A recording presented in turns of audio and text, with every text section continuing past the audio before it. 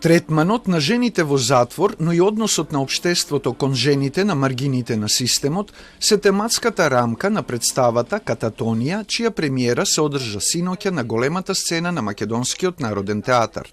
Представата ја режираше Васил Христов по мотивите на текстот Празно од британката Алис Бирч, чиј стил се врзува за драмскиот правец во лице.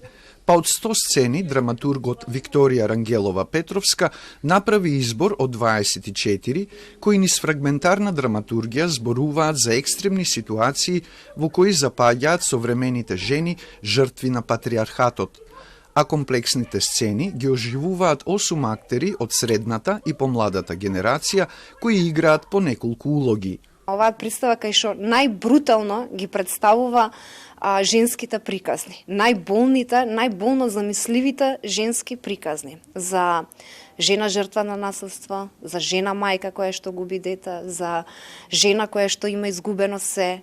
Судбините на овие ликови се испреплетуваат во текот на представата и публиката најверојатно ќе може да извади некој НЗС во текот на представата.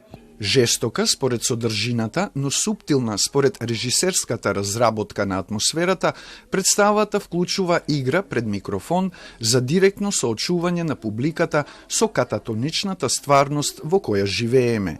Комплетната соголеност, каде што навистина текстот и актерите ќе можат во времето кое што го имаат на сцена да го пренесат тоа што уствари е самата поента. И додека се изведуваше овој копродукциски проект меѓу театарот Вондерленд и МНТ, во завршницата на 70-тото издание на Стерино позорје, Македонскиот народен театар ја понесе специјалната награда за колективна актерска игра за представата Народен пратеник со која учествуваше.